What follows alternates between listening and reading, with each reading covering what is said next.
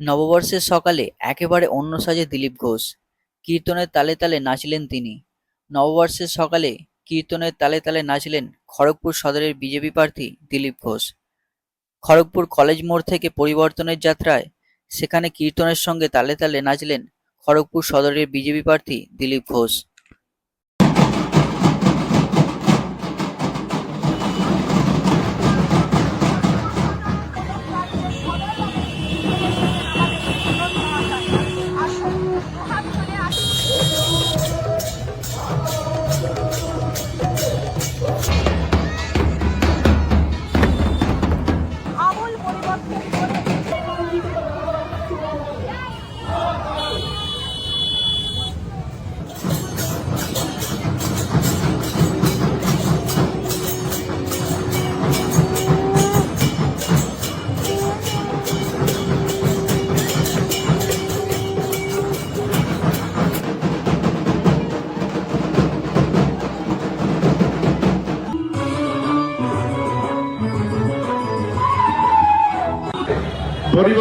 পরিবর্তনের প্রতি নতুন সরকার, এটাই বাংলা নববর্ষের শুভেচ্ছা। সবাইকে আমি আমার তরফ থেকে মেসেজ দিচ্ছি। নতুন সরকার নতুন বাংলা গড়বে, বাঙালির জীবনে জোয়ার আসবে।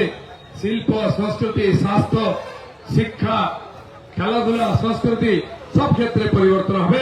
সেই পরিবর্তনের আজকে নতুন বছরের নতুন দিনে আমরা শোভাযাত্রা করলাম। ব্যাপক সংখ্যায় আমাদের মা বোনেরা এসছেন হলুদ শাড়ি পরে।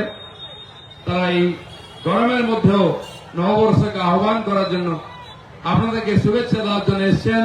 আমি তাদেরকে আমার প্রণাম জানাই। আমি আশা করব নতুন বছরে নতুন সরকার বাংলায় নারীদের সম্মান সুরক্ষিত করবে। নারীদের সুরক্ষিত, নারীদের সম্মান সুরক্ষিত, নারীদের স্বাবলম্বী করা। অন্নপূর্ণা যোজনায় ৩,০০০ টাকা নতুন ভাতা, যুবকদের সামনে নতুন আশা আসবে। যারা কাজ পাননি, যতদিন না কাজ পাচ্ছেন ৩,০০০ টাকা তাদেরকে অনুদান দেওয়া হবে।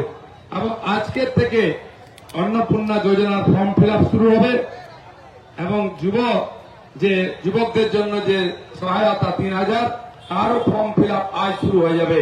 নতুন সরকার এলে প্রথম মাস থেকে এই অনুদান শুরু করবে। আমরা খালি ভাষণ দিই না, আমরা কাজ করি। বিদায় নিন নতুন বছরের সঙ্গে। পুরাতন মুখ্যমন্ত্রীকে আমরা বিদায় করব।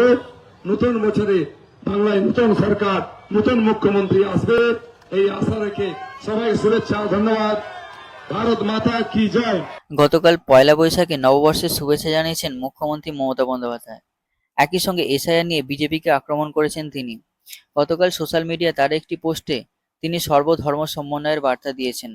একই সঙ্গে তিনি বলেছেন, আমাদের বাংলায় যেরকম শিল্প সংস্কৃতির পীঠস্থান, তেমনি সর্বধর্ম সমন্বয়ের পীঠস্থান। কিছু অশুভ শক্তি এই বাংলাকে কলুষিত করতে উঠে পড়ে লেগেছে। মানুষের ভোটাধিকার কেড়ে নিচ্ছে দিল্লির জমিদারেরা। মনে রাখবেন, এদের গণতান্ত্রিকভাবে জবাব দিতে হবে। আজকের এই শুভ দিনে আসুন আমরা সমবেতভাবে শপথ নিই, সব রকম সংকীর্ণতার দেয়াল ভেঙে আমরা বেরিয়ে আসব। কোনো বিভেদগামী স্বৈরাচারী শক্তি যেন আমাদের শান্তি ও ঐতিহ্যগত সম্প্রীতির বন্ধন ছিন্ন করতে না পারে। সকলে ভালো থাকুন, সুস্থ থাকুন বলে সোশ্যাল মিডিয়ায় পোস্ট করেছেন মমতা বন্দ্যোপাধ্যায়।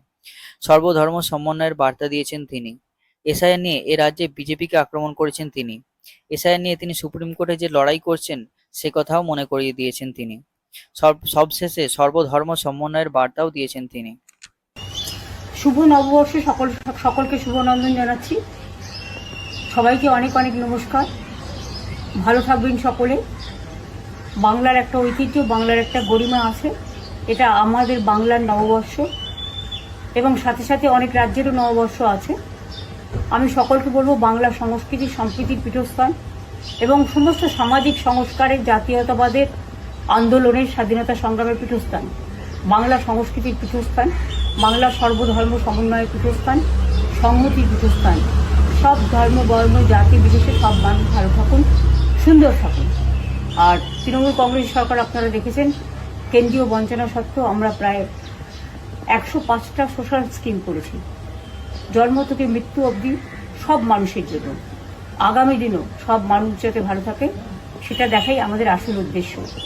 দিল্লির জমিদাররা অনেক অত্যাচার করছে, ভোট কাটছে, অনধিকার প্রয়োগ করছে এবং বিজেপি ভ্যানিশ ওয়াশিং মেশিন সব এজেন্সি দিয়ে বাংলার উপর জুলুম ও অত্যাচার করছে।